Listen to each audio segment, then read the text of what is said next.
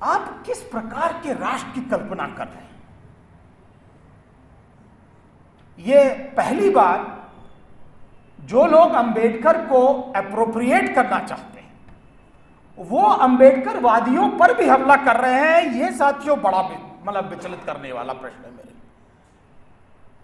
मैंने कभी भी, खैर ज्यादा उम्र तो नहीं हुई, लेकिन 50 के आसपास तो मैं भी हो गया हूं, इतना डर, इतना भय और इस प्रकार की व्याकुलता कम से कम मैंने अपने जीवन में कभी नहीं। 92 का समय था जब हम लोग छात्र थे, गाना गाते थे, पैसा इकट्ठा करते थे, बाबरी मस्जिद की शहादत हो गई थी। उसके बाद का जो वातावरण था, उस समय कुछ दूसरा जुनून था। लेकिन आज पूरा का पूरा महकमा, डेडिकेटेड जुडिशरी, पुलिस, उसके बाद फिर काले कोट वाले और सरकार के नुमाइंदे, अगर आपको सब मिलकर के एक साथ घेर रहे हो तो बात तो कुछ सोचनीय है। लेकिन मैं यहां पर जो बात कहना चाहता हूं वो इस बात पे, क्योंकि आजकल बड़ी बुरी लग जाती किसी की बात को। मुनव्वर राना साहब का एक शेर याद आ रहा है, उससे बात मैं शुरू करता हूं। बस इतनी सी बात पे उन्होंने मुझे बलवाई कहा है, बस इतनी सी बात पर उन्होंने मुझे बलवाई कहा है कि मेरे घर के एक बर्तन पे ISI लिखा है। पता नहीं कौन सी बात बुरी लग जाए। ये जो यहां पर लोग बैठे हुए हैं, आज हमको अपने देशभक्त होने का प्रमाण देना पड़ रहा है। JNU के एक प्रोफेसर ने इंटरव्यू दिया, JNU के एक प्रोफेसर ने इंटरव्यू दिया और वो छपा कि JNU के अंदर 8-10 प्रोफेसर हैं जो देशद्रोही हैं और ये सब के सब दलित और मुस्लिम हैं, और ये छपा है 15। और मुझे दुख इस बात का है कि मेरे टीचर्स एसोसिएशन ने अभी तक इसका संज्ञान नहीं लिया है। टीचर्स एसोसिएशन को बार बार मैंने कहा गया कि आप ये देखिए ये क्या हुआ, 20 दिन से वो चल रहा है और SC/ST कमीशन ने इसका संज्ञान लिया है, यहां तक कि FIR होने तक कहा, लेकिन हमारे टीचर्स एसोसिएशन ने आज तक नहीं। मैं बड़े दुख के साथ ये बात कहना चाह रहा हूं कि विचारधारा के आगे भाईचारा कैसे होगा? क्या विचारधारा के आगे भी भाईचारा हो सकता है? वो वाला भाईचारा नहीं जिसमें हम आपको भाई समझे, आप हमको चारा, तो हो चुका भाईचारा। वो वाला भाईचारा हम नहीं चाहते। हम चाहते हैं कि भाईचारा हो। मैं बड़े दुख के साथ इस बात को कहना चाह रहा हूं। अगर विचारधारा के आगे भाईचारा नहीं होगा तो मुझे लगता है कि लड़ाई थोड़ी कमजोर पड़ सकती है। इसलिए 40 लोगों की लिस्ट बनी है। जवाहरलाल नेहरू विश्वविद्यालय में देश प्रेम पर 40 लोग भाषण दे रहे हैं। उसमें से गोपाल गुरु, जिनको मैं दलित नहीं मानता, उनको मार्क्सिस्ट समझता हूं, क्या अंबेडकरवादियों की कोई भी आदमी ऐसा नहीं जो देश पर या देश प्रेम पर या राष्ट्र निर्माण पर कोई अपना वक्तव्य दे सके? आप जब इस प्रकार की पृथकता करते हैं, जब आप इस प्रकार हटाते हैं लोगों को, तो कहीं ना कहीं आप अपने आप को कमजोर करते हैं। इसलिए बड़ी संजीदगी से, बड़े अदब से मैं यहां पर केवल गुजारिश कर सकता हूं कि इस बाइनरी को मत बनाइए कि लड़ाई राइटिस्ट और लेफ्टिस्ट के अंदर है, कुछ लोग बीच में हैं। हो सकता है जब मैं छात्र था तो मैं SFI का JNU का प्रेसिडेंट हुआ करता था, तो मेरे अंदर कुछ विचार हैं, ऐसा नहीं है कि मैं बिल्कुल साफ हो गया। लेकिन लोगों ने साफ करना शुरू कर दिया कि आप बुला करके केवल एक लेक्चर नहीं दिलवा सकते। Can I can also speak on Indian nationalism from my own perspective? Why? इसलिए साथियों, यहां पर जो मैं कहने जा रहा हूं, एक विचारधारा के तहत अंबेडकरवादियों की अपनी सोच है, वो राष्ट्रवाद के प्रति उस बात को केवल इतनी सी कि जो धर्म का मुलम्मा चढ़ा करके कि लड़ाई सांप्रदायिकता और राष्ट्रवाद में केवल धर्म की है, यह बात अधूरी है। This is not a complete truth, because religion is not and in itself. जो धर्म है वो अपने आप में परिपूर्ण इकाई नहीं है। धर्म के अंदर आंतरिक जो स्ट्रक्चर है, उसका जो इंटरनल स्ट्रक्चर है वो हायरार्किकल है, और इंटरनल स्ट्रक्चर के अंदर लोग बटे हुए हैं।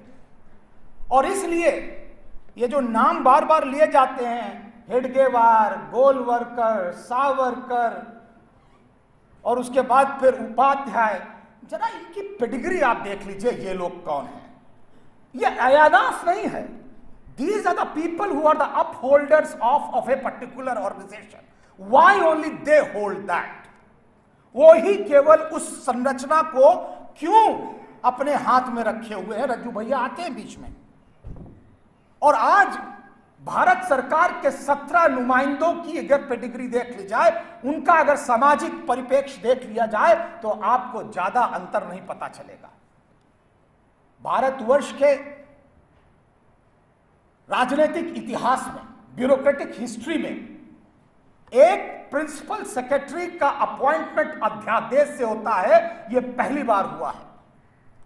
और वह principal secretary prime minister, principal secretary to prime minister, वो अध्यादेश से नामित होता है, और उसका एक जीओ आता है कि नहीं, कोई भी सेक्रेटरी, कोई भी ज्वाइंट सेक्रेटरी जब तक प्राइम मिनिस्टर ऑफिस की अनुमति नहीं होगी तब तक नहीं हो सकता। और उसकी भी जरा आप उसका भी सामाजिक पृष्ठभूमि देख लीजिएगा, वो किस वर्ग और किस वर्ण से आता। इसलिए जरूरी है कि राष्ट्रवाद की जब कल्पना करी जा रही है, परिकल्पना करी जा रही है, तो उसका सृजन कौन कर रहा है? Who is constructing that idea of a nation? क्या वो अंतुदया, वो नीचे बैठा हुआ जो मल उठाता है अपने सर पर, जो दाई जलाई का काम करता है, जो मल की सफाई करता है, जो मरे हुए जानवर की उठाई करता है, क्या वो राष्ट्रवाद की संकल्पना ही लिख रहा? जब वो राष्ट्रवाद की संकल्पना नहीं लिख रहा है, तो ये लिख कौन रहा है? ये लड़ाई साथियों, construction of idea of nationalism और implementation of the idea of nationalism, construction of idea of communalism and implementation of idea of communalism, इस पर आकर के टिकी है। अगर हम इसका संज्ञान नहीं लेंगे कि वास्तविकता में इसका सृजन कौन कर रहा है और इसको नीचे वाला लिख कौन रहा है, ये बार बार गिरिराज सिंह ही क्यों कहते हैं पाकिस्तान जाओ? ये बार बार जो है गिरिराज सिंह बोलते हैं, और उसके बाद फिर अमित शाह बोलते हैं, और उसके बाद फिर जो है हमारे मोदी जी आकर के बोलते हैं, और गाय का जो विज्ञापन निकाला जाता है, इसकी भी शिनाख्त करनी चाहिए। रामविलास पासवान और राही क्यों नहीं बोलते हैं? इसलिए सृजनकर्ता कोई और है, उसके फूड सोल्जर्स कोई और है। अगर हम ये विभेद नहीं करेंगे तो फिर से हम लोग एकांगी संरचना से लड़ाई लड़ेंगे, और जब एकांगी संरचना से लड़ाएंगे तो हम उस एजेंसी को नहीं अट्रैक्ट करते। वो एजेंसी कौन सी है जो वास्तविकता में सृजित कर रही है इस संकल्पना को? जब तक उस एजेंसी को चिन्हित नहीं किया जाएगा, बार बार चिन्हित नहीं किया जाएगा, बार बार इंगित नहीं किया जाएगा, बार बार बोला नहीं जाएगा, तो यह लड़ाई कपोल कल्पित काल्पनिक रहेगी। क्योंकि समूह है, धर्म है, लड़ रहे हैं, उसमें क्या दिक्कत है? मैंने टेलीविजन पर जनरल बख्शी से एक प्रश्न किया था, क्योंकि general Bakshi is very fond of building this binary, झंडा, जमीन और जवान, ये उनका राष्ट्रवाद। झंडा उठाए हुआ हमारे जवान चले जा रहे हैं और आप जमीन तोड़ने की बात करते हैं। This used to be his idiom. मैंने उनसे पूछा कि आपकी जो आर्मी है उसमें राजपूत रेजिमेंट है जो हर हर महादेव कहती है, सिख रेजिमेंट है जो बोले सोनिहाल कहते हैं, ये is it a secular states army? इसके अंदर फाउलर होते हैं, इसके अंदर कॉबुलर होते हैं, इसके अंदर जो है वॉशरमैन होते हैं, इसके अंदर स्वीपर होते हैं। क्या ये भी आर्मी का हिस्सा है? लांस नायक और नायक कभी अपनी नुमाइंदगी नहीं करने आते? जनरल बख्शी ही क्यों आते हैं? ब्रिगेडियर ही क्यों आते हैं? क्या यही वो और आर्मी होती है? अब आप कहिए बड़ा जातिवादी है, ये बांट रहा है, लेकिन साथियों सच्चाई ये है कि वो केवल इस बात पे डिफेंसिव होते हैं। और इसलिए मुझे ये कहने में कोई गुजर नहीं है कि एजेंडा रोहित वेमुला ने सेट किया था। एजेंडा जब सेट हो गया तो उस एजेंडा को भटकाने के लिए जेएनयू के राष्ट्रवाद को गढ़ा गया, क्योंकि राष्ट्रवाद के अंदर जितनी और अस्मिताएं हैं, चाहे वो प्रांतीय हो चाहे वो भाषाई हो, सब प्रांतीय जो अस्मिताएं वो गौड़ हो जाती हैं और फिर वो सहज हो जाते हैं। उनको असहज करने के लिए जब तक हम उनकी उन वास्तविक अस्मिताओं में, जिसमें वो जीते हैं, जिसमें वो पलते हैं, जिसमें वो उठते हैं, जिसमें वो बैठते हैं, खाते हैं, सोते हैं, जब तक इन अस्मिताओं को नहीं हिलाया जाएगा, मुझे नहीं लगता है कि हम अपनी लड़ाई को आगे ले जा सकते हैं। ये एक अम्बेडकरवादी नजरिया है, पसंद आए या ना आए, लेकिन वास्तविकता हम लोग इसी पर लड़ रहे हैं। क्योंकि लेफ्ट हमको किनारे कर देता है कि नहीं नहीं हटाइए। अच्छा है कि आपने मतलब यहां पर ले लिया और मैं गलत उदाहरण प्रस्तुत कर रहा हूं, लेकिन वास्तविकता है। लेफ्ट कहता है कि नहीं नहीं अम्बेडकरवाद कुछ नहीं है, राइट कहता है कि नहीं ये भी कुछ नहीं है। तो हम लोग को तो मार रहे हैं किनारे से, हम लोग को वहां मारा जा रहा है, हम लोग को इधर मारा जा रहा है। हम कहां जाएं बताइए? या तो चुपचाप होकर के बैठ जाएं। तो अगर सचमुच साथ चाहिए तो मुझे लगता है कि राष्ट्रवाद में इन संरचनाओं के अंदर जहां व्यक्ति सांस लेता है, जीता है, उठता है, बैठता है, खाता है, सोता है और पृथकता झेलता है, उन संरचनाओं को साथ में लाना जरूरी होगा, वरना हम लोग अपने राष्ट्रवाद की जो परिभाषा है वो मुकम्मल नहीं कर पाएंगे। एक आखिरी बात जो बार बार हम लोग को बताई जाती है और हम लोग भी पढ़ते हैं, एकता में अनेकता, लेकिन एकता में वर्चस्वता, इसकी कोई बात नहीं करता। हेजुमनी इन यूनिटी, 12 पड़ावों में यह देश बना।